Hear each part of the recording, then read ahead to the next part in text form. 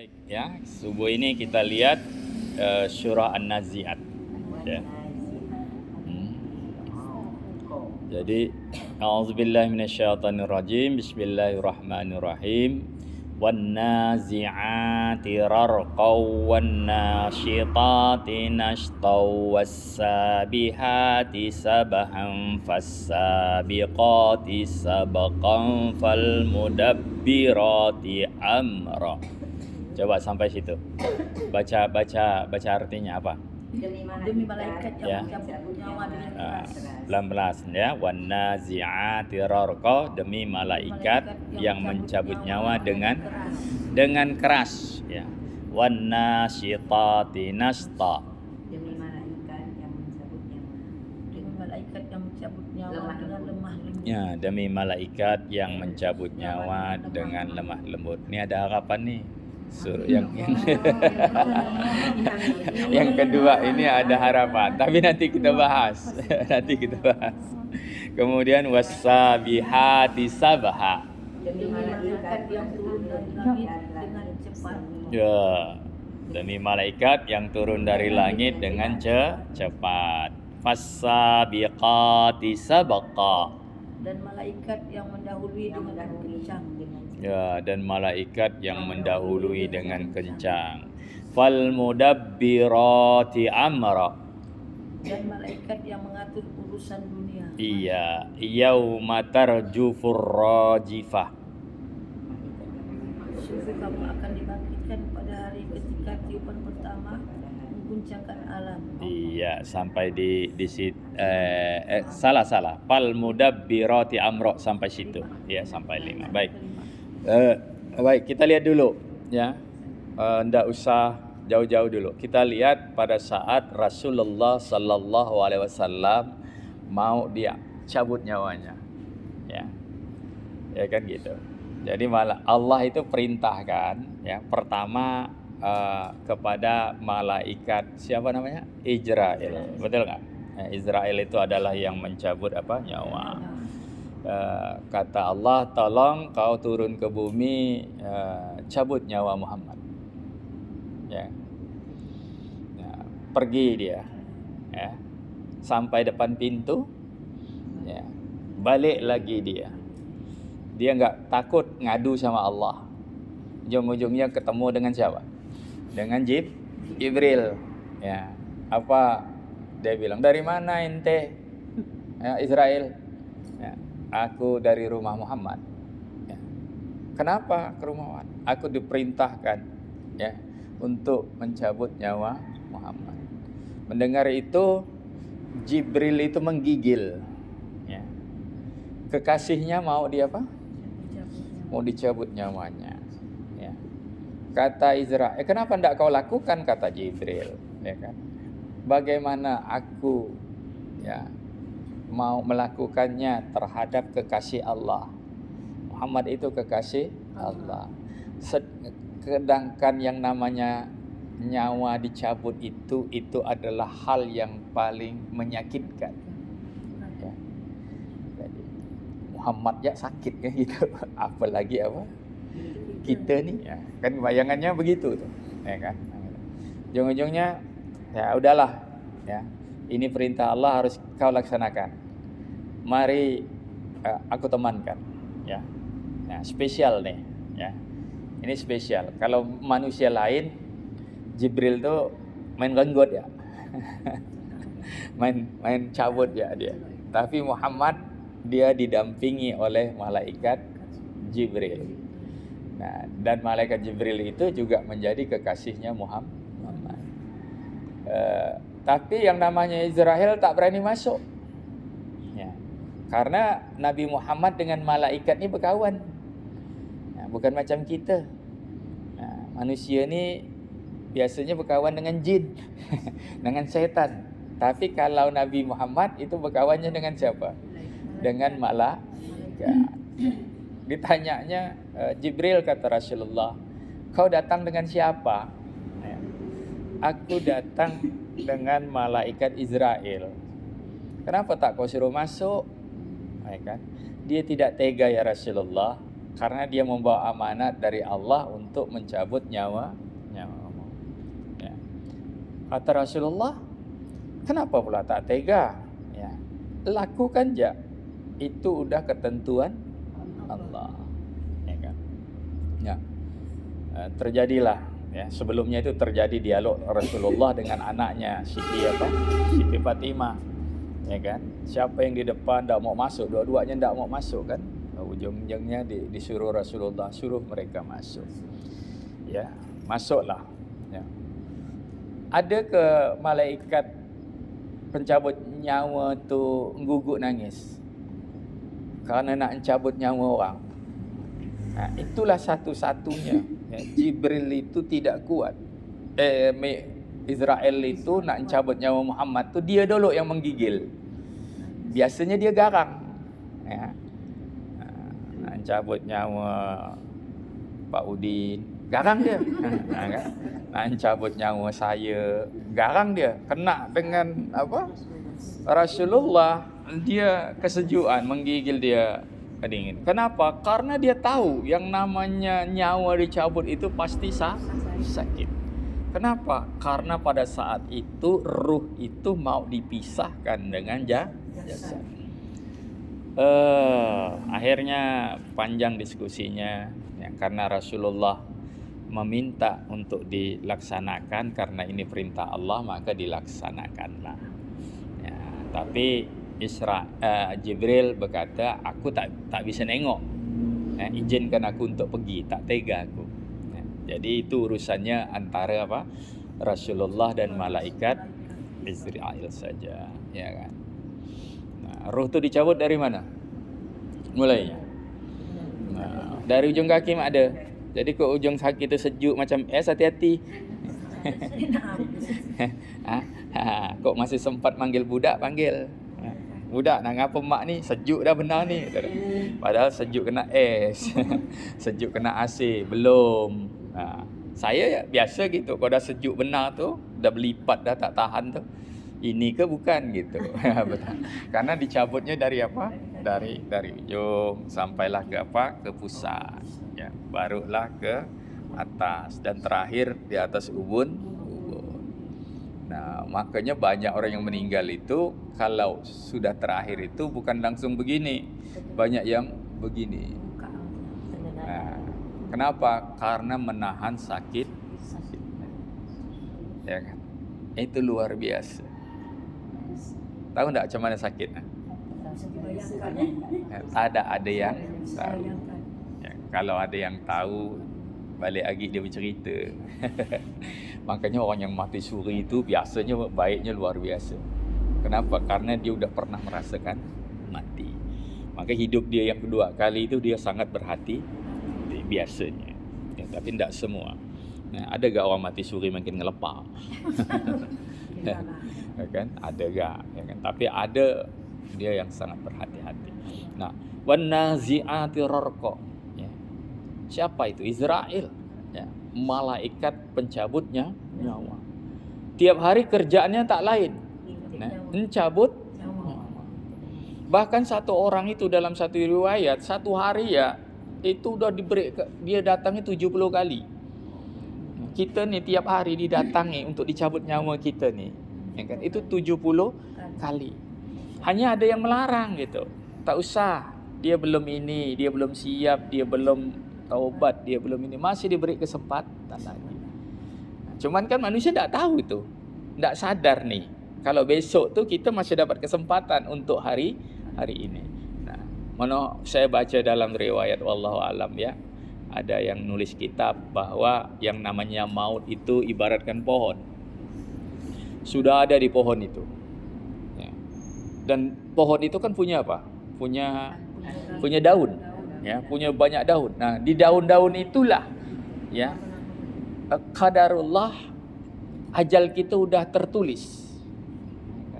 Maka kata dalam buku kitab itu, wallahu alam, saya belum panjang melihatnya. Ya, setiap daun yang gugur itulah dia. Nah, hari itu Nami Siti gugur, habis. Hari itu Kaiun gugur. Ya, maka itulah yang dia lakukan gitu. Ya, makanya banyak orang yang meninggal tak ada pakai sakit. ya kan? Nah, karena orang sakit itu ajalnya belum sampai. Biar dia sakit berpuluh tahun, biar dia sakit bernaun. Kalau daunnya belum belum gugur, ya belum mau dia. Macam durian buah hujung ni, payah lalu nak gugur.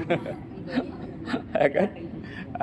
Itu biasa durian yang udah sisa 2 butik 3 butik tu, dia lihat tak gugur-gugur. Saya sejak baca kitab itu, jadi kalau udah nengok pohon tu, mengibaratkan, ya, gitulah kita, ya kan? Gitulah kita, nunggu giliran, bila gugur, kan gitu. Dan itu kerjaannya malaikat Israel itu ndak ada yang lain, kerjaannya sembuti ya, kerjaannya cabut nyawa, ya. Nah itu, jadi kalau udah begitu, ya, itu namanya kita sudah tidak bisa menghindar, ya kan?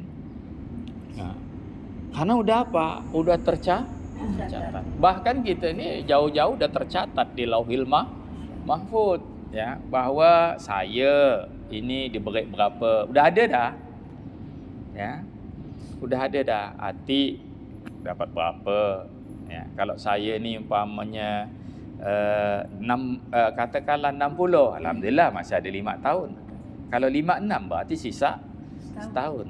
Kalau 55 tinggal nunggu hari. Ya kan? Nah, kita ndak tahu, ya. Tapi wajib bagi kita untuk selalu berdoa. Allahumma tawil umri wa ahsin amali. Ya Allah, panjangkanlah umurku dan perbaikilah amalku. Jangan umur ya panjang, tua-tua keladi, makin tua makin jadi. Jadi doanya Allahumma tawil umri wa ahsin amali. Ya Allah, panjangkanlah umurku, ya, dan perbaikilah amalku, ya. InsyaAllah kita ni untung gitu. Dah tua-tua ngaji, ya kan? Biar agak muda-muda lok ngelepak. Tapi masa tua kita ngaji, masih ingat dengan Allah, masih ingat dengan akhirat. Ya. Kalau enggak kan, coba lihat, perhatikan, ya, masih banyak yang hidup itu akhiratnya itu dapat sisa-sisa. Bukan dia tak ingat akhirat, tapi akhirat itu sisa-sisa. Artinya apa? Solat pun akhirat sisa-sisa tu, solat pun kok nak solat, ya. Bila terkenang, ya. Sedekah pun bila terkenang. Puasa pun bila dia mau. Berdalil pula tu, aku kok sembahyang apa pun insya-Allah aku kerjakan. Tak. Tapi kok puasa ampun aku.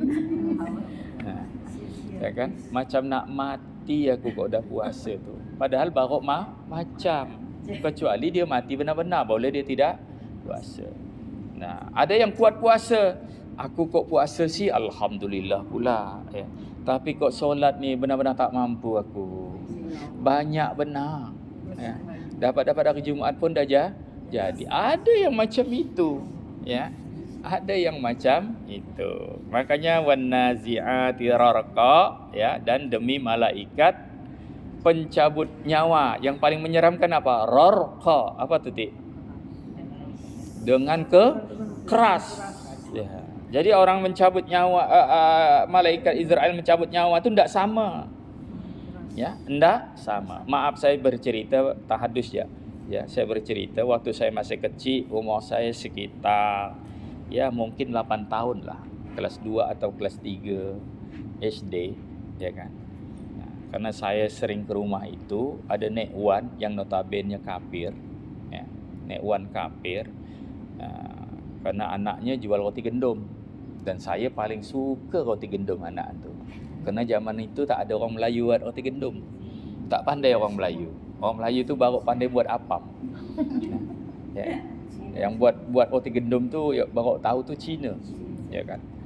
Asal dah istirahat, mulalah saya bawa duit 25 pergi beli roti gendum. Ya. Saya lupa waktu itu dengan Madi ke, dengan Arif ke, dengan Kakut ke. Pokoknya kami tu berdua. Dengan kawan saya, entah dengan Sidik ke, pergi berdua. Jadi saksi kami. Ya. Itu di dalam rumah tu, di dalam kamarnya tu, ya. Itu anaknya yang ngomong dengan saya. Saya nanya, apa tu yang gelebah-gelebah? Kata dia. Itu macam manusia tu diangkat, diempaskan lagi, diangkat, diempaskan lagi, diangkat, diempaskan lagi. Ya. Dia mau mati Nek Wan tadi ni. Ya. Jadi Nek Wan yang udah lemah tu ngelepak. Ya. Itu saya masih kecil, saya masih ingat. Ya. Saya tidak tahu, lupa saya kawan saya. Kok kawan saya ingat, pasti dia ingat. Entah Sidik, entah Madi, entah Kakut, entah Alif. Ya. Dia ndak, anaknya je tak mau di dalam tu. Cucunya, anaknya semuanya keluar semua. Dibiarkan seorang-seorang dalam kamar tu. Bunyinya luar biasa, gedebah. Nah, itu apa ya? Menggambarkan betapa sulitnya dia mau keluar dari jasad itu. Jadi dia cabut nyawa malaikat tu dengan macam-macam. Makanya di sini wan nazi'ati rarqa wan nasyitati nashta. Ada juga dicabut dengan lemah lembut. Tidak semuanya dicabutnya dengan keras. Dan ini tentunya sesuai dengan amal. Tapi kalau melihat riwayat tadi, selembut-lembutnya pun masih sakit. Yang namanya nyawa mau dipisahkan dengan jasad. Tak bisa kita mengatakan sebesar-besarnya amal, sebesar-besarnya ini. Silakanlah Israel cabut nyawa tu. Begitu nyawa dengan jasad dengan roh anak berpisah, dah ada jasad kata roh. Tak bisa. Roh itu tetap pergi meninggalkan jasad. Tak ada dikelihnya lagi jasad tu. Langsung dia pergi. Nah, dan ini ya, mudah-mudahan kita ni walaupun sakit ya dapat kelas yang sakitnya tak sakit amat. Amin. Ya kan? Nah itu. Kan gitu. Nah, kadang-kadang manusia ni kok dah ada orang meninggal, macamlah dia ahli tafsirnya. Bagus dia tadi tu habis. Mulus je. Apa lagi sinetron? Asyhadu an la ilaha illallah wa asyhadu anna Muhammadar Rasulullah. Nyamannya mati. Ya kan? Nyamannya mati. Itu sinetron. Tapi dari kenyataannya, makanya ibu-ibu ya, kalau ada saudara kita yang sakit, biasanya kalau yang sakit ni dapat kita antar namanya. Dapat kita sakaratnya kita bantu. Ya, karena siapapun yang sakarat itu pasti perjuangan, ya. Perjuangan antara roh dia dengan syaitan. Ya. Syaitan enggak mau ya kalau kita itu habis dengan qaulu la ilaha illallah. Maka sebaik-baiknya orang meninggal itu kan qaulunya la ilaha illallah. Tiada Tuhan selain Allah. Makanya kadang-kadang kalau orang dah sakit dah tak mampu dah nak nyebut la ilaha illallah. Ya, nak nyebut asyhadu alla ilaha illallah. Kalau saya biasanya cukup saya katakan Allah. Semakin ujung dia semakin berebut. Ya, syaitan itu maunya hamba Allah ini mengakhiri hidupnya itu tak ada nyebut Allah. Itu kehendakan syaitan. Muncullah dia. Ya kan? Nah, maka hidup di dunia jangan nak suka amat. Ya, nanti kalau suka benar dengan emas, ya, maka pada saat sakarat itu emas yang muncul. Ya. Syaitan menjelmakannya dia menjadi emas. Kalau suka dengan duit, ya, suka-suka benar ni, ya, sampai duit buat dia lupa dengan Allah ni, nanti yang muncul pada saat sakarat itu. Ya. Ya kan? Benar-benar suka dengan anak, maka yang muncul itu anak. Benar-benar suka dengan laki, yang muncul itulah laki. Hati-hati. Ya kan? Nah, makanya kasih kita dengan anak, kasih kita dengan Allah tidak boleh mengalahkan kasih kita kasih kita dengan anak, dengan laki, dengan siapa pun, dengan benda, dengan apa pun tidak boleh mengalahkan kasih kita dengan Allah. Nah, nanti pada saat sakaratul maut, ya, makanya saya utamakan doa itu dalam berdoa. Ibu-ibu kan tahu. Ya, kalau setiap habis solat saya utamakan Allahumma inna nas'aluka salamatan fid din wa afiatan fil jasad wa ziyadatan fil ilmi wa barakatan fir rezeki. Apa lagi? Wa taubatan qablal maut. Dan tidak lupa Allahumma hawwin alaina fi sakaratil maut. Ya Allah, bantulah kami pada saat sakaratul maut. Ya. Jadi sakaratul maut itu bukan main-main. Yang kita lihat, yang kita dengar, innalillah wa innalillah raji'un. Ya, telah berpulang ke rahmatullah Haji Yusdiansah bin Muhammad Yunus pada jam 6 pagi ini. Orang dengar, paling-paling dia kata, ninggal dah hajian. Paling-paling begitu dia katakan. Ha? Tak boleh sebut Pak Udin, nanti lari dia. Hajian je. Kan? Tak sebut-sebut Atik kau orang meninggal ni, nanti tak datang ngaji dia. Marah dia nanti. Bagus sebut biar kita Kan? Jadi orang kata paling meninggal dah hajian, ya, tanpa dia berfikir, ya, tanpa pernah membayangkan bagaimana hajian tadi pada saat sakaratul, ya kan? Kalau kita paling pergi orang meninggal, ditanya jam berapa habis tadi, kata kita kan. Kemudian sakit apa, bila dibawa rumah sakit, berceritalah bininya, berceritalah anaknya sambil melebek-lebek. Kerana bini yang melebek, kita pun ikut melebek. Biasa bini yang tak ada melebek, kita yang melebek. Kan begitu. Nah, padahal ada kematian itu harusnya ditadabur. Siapa pun yang mati, yang dibayangkan itu, yang ditutup tu adalah kita. Tadaburnya macam mana sih dia tadi menghadapi sakaratul maut. Karena dah belajar, ya, betapa kerasnya sakaratul maut yang dia hadapi. Jangan nak diterjemahkan dia. Jangan-jangan dia tadi ngelepah. Kerana dia ni suka bohong, jangan-jangan dia ni ngelepah. Kerana dia ni suka ngeribah orang, jangan. Bukan itu. Bukan orang yang mati tu yang diterjemahkan, yang dibaca. Yang dibaca tu ini. Kita tajiah tu sambil baca surah Yasin, tadabbur. Ya. Ada ghirah di dalam diri kita untuk sakaratul maut yang lebih baik. Ya kan? Punya ghirah, punya hasrat, punya keinginan. Jangan sampai mati itu hanya ditakuti, tapi harus dihadapi. Harus punya cita-cita, ya, bahawa mati kita adalah mati yang baik. Harus selalu berdoa, minta Allah mahtimna bi husnil khatimah wa la tabtinna bi su'il khatimah. Itu dia. Ya. Yang terakhir itu harus yang terbaik. Itulah dia ingat Allah. Jangan sampai syaitan jadi pemenangnya. Ya kan? Nah, sama 1, 2, 3, 4, 5, 6 semuanya sama. Tak ada bedanya manusia itu. Maka itulah kadang-kadang ada yang meninggal. Ya, bayangkan. Ya, apalagi kayak saya yang udah dapat pengalaman di usia yang masih sangat dini. Usia 8 tahun udah dilihatkan. Nyata itu, ya. Bayangkan itu, orang yang udah sakit bertahun-tahun, begitu sakaratul maut macam dilambung-lambungkan. Ya. Betapa dahsyatnya sakaratul maut. Ya kan? Nah, makanya kalau ada yang udah lemah, udah ndak mau makan, ya kan? Itu sering-sering dijaga, jangan dibiarkan. Ya. Dibantu. Nah, itulah namanya talqinul maut. Itulah namanya talqin. Sebenarnya talqin itu bukan udah mati. Ya, talqin itu sebenarnya pada saat sakaratul maut. Diingatkan dia, ya, tentang Allah. Kalau mau diceritakan dengan dia pertanyaan tu, ceritakan sebelum mati. Wahai Siti, nanti ada yang mau bertanya dengan kau. Datang kepada engkau, ya, 2 malaikat. Ya kan?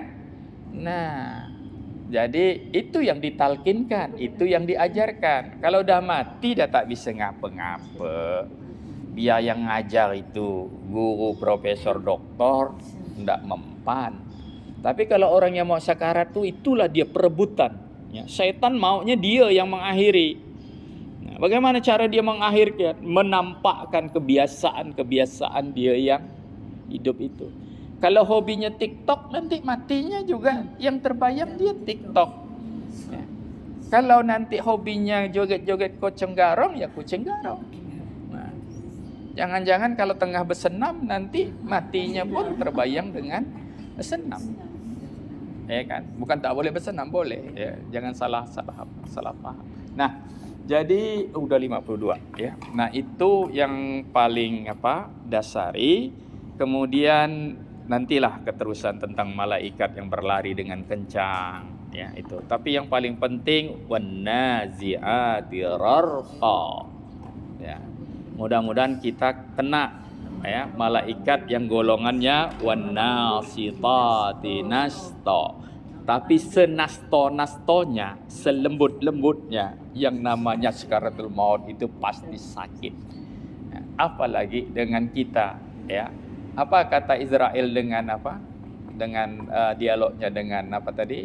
Dengan Jibril. Apa dialognya?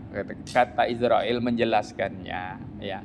Pasti sakit, ya, Jibril. Ya. Pasti sakit. Yang namanya berpisah antara ruh dengan jasad itu pasti sakit. Ya, meskipun dia nabi, ya, makanya dia tidak tega. Ya, padahal itu sakaratul maut yang paling lembut di antara seluruh yang lembut itu, yang paling lembut adalah sakaratul mautnya Rasulullah sallallahu alaihi wasallam. Ya. Tapi Jibril meneteskan air mata, Israel meneteskan air mata, apalagi umatnya. Ya kan? Nah, itu sakitnya sakaratul maut. Maka kalau ada orang yang meninggal, mari kita tadabbur masing-masing. Ya, makanya sebenarnya kalau orang meninggal itu malamnya itu harusnya tausiah ya, macam almarhum ayah saya, macam almarhum mak saya kan kemarin 3 malam itu berturut-turut kita tausiah. Supaya apa? Supaya kematian ini ya berefek kepada orang yang hidup ya. Karena yang harus diceramah itu bukan orang mati, yang diceramahi orang hidup. Siapa tahu dengan ada yang meninggal, dia diceramahi, yang tadinya dia ngelepah berhenti dia ngelepah. Ya, dia kembali ke jalan Allah. Ya, baik, mungkin itu yang bisa saya sampaikan. Mudah-mudahan ada manfaatnya. Nanti yang udah hafal lapor ya, lapor ya. Itu saja. Terima kasih. Assalamualaikum warahmatullahi wabarakatuh.